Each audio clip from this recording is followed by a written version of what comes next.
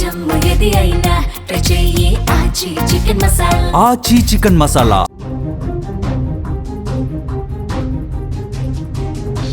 మహబూబ్ నగర్ జిల్లాలో విషాదం నెలకొంది. విద్యుత్ షాక్ తో యువకుడు మృతి చెందాడు.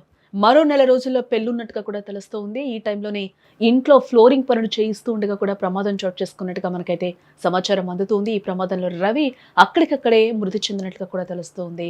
జీవితం అంటేనే ఒక ఆశల హరివిల్లు, అందులోనూ పెళ్ళంటే 100 ఏళ్ల జీవితానికి వేసే పునాది. మరో నెల రోజుల్లో ఆ ఇంట్లో పెళ్లి బాజాలు మోకాలే.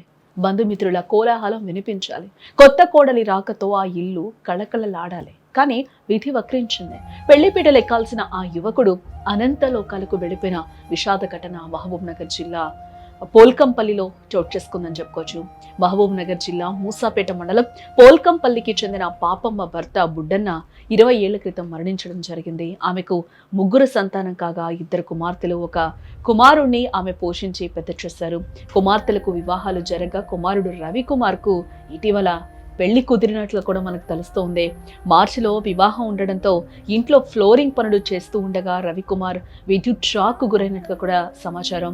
వెంటనే జిల్లా ఆసుపత్రికి తరలించగా అప్పటికే మృతి చెందినట్లుగా వైద్యులు కూడా నిర్ధారించడం జరిగింది. అల్లారు ముద్దుగా పెంచుకున్న ఒక్కగానొక్క కుమారుడు పెళ్లి పనుల్లోనే మృతి చెందడంతో తల్లి, సోదరులు, బంధువుల రోదనలు మిన్నంటాయని కూడా చెప్పుకోవచ్చు. మరోపక్క కొడుకు చనిపోయిన బాధలో ఆమె ఆహారం తీసుకోకపోవడంతో మాటలు రాకుండా ఆమె గొంతు కూడా మోగపోయిన సిచ్యువేషన్ నెలకొంది. అల్లారు ముద్దుగా పెరిగిన కొడుకు పోలేపల్లి సెజ్లో శిల్ప ఫార్మ్ కంపెనీలో పనిచేస్తూ కుటుంబాన్ని నెట్టుకొస్తూ ఉన్నాడు. అప్పుడు తండ్రి, ఇప్పుడు కొడుకు మృతితో ఆ కుటుంబానికి పెద్ద దిక్కు కరువైందని కూడా చెప్పుకోవచ్చు. అక్క అవుతుంది వాళ్ళకు వీళ్ళకు 15 సంవత్సరాల నుంచి విపరీతమైన గొడవలు ఉన్నాయి. ఏదైతే కరెంట్ షాక్ అంటుండ్రో, కరెంట్ షాక్ నిజంగా చిన్న వైర్, అది ప్రాణం పోయేటంత అయితే తీసేది కాదు. ఒకవేళ కరెంట్ షాక్ తగిలిన కింద పడి ప్రాణం అయితే పోదు. ఇక్కడ వచ్చి చూస్తే అప్పటికి హౌస్ లో నిమ్మకాయలు ఉన్నాయి. మనం అవి వేరే వాళ్ళు తీసి బయటకు వేసి మేము చూసినాము. కాకపోతే వీడియోలు అవేం తీసుకోలేదు.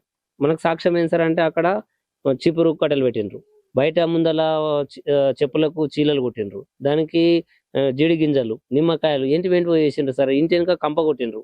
వాళ్ళు గొడవ పెట్టుకుని రేపటి వరకు నేను ఉంటే చూడు నేను చంపుతామని అన్నారు. మాకు నమ్మకం ఉంది, మీరు విచారణ చేయాలని పోలీస్ కంప్లైంట్ కూడా ఇచ్చి వచ్చినాం సార్. లేచి బాత్రూమ్కి వెళ్ళొచ్చి కొంతసేపు పండుకున్నంట. కానీ మా అన్నకు ఆ రోజు నైట్ మొత్తం నిద్ర పట్టలేదు. ఇంట్లోకి బయటికి ఎప్పుడు లేచేది కాదు. అంత మార్నింగ్ బెడ్ వేసారు కాబట్టి మోటార్ పట్టడానికి ప్లగ్ పెట్టడానికి వెళ్ళిండు. ఫస్ట్ మోటార్ మూత ఊసిపోతే తీసి పెట్టడానికి వెళ్ళిండు. అక్కడ నిమ్మకాయలు ఏమో ఉన్నాయంట. అది మాకు ఎవరికి చెప్పలేడు మా అన్న. మాకు తర్వాత వేరే వాళ్ళ ద్వారా తెలిసింది, చూసిన వాళ్ళు చెప్పిండ్రు. ప్లగ్ పెట్టడానికి వెళ్ళి అని అన్నాడు. మా అమ్మ బయట గిన్నెలు తోముతుంటే మా అమ్మ వెళ్ళింది. మా అమ్మ వెళ్ళి అరవంగానే నేను కూడా వెళ్ళే వరకు గోడ కొరిగి స్పృహ లేకుండా ఉన్నాడు.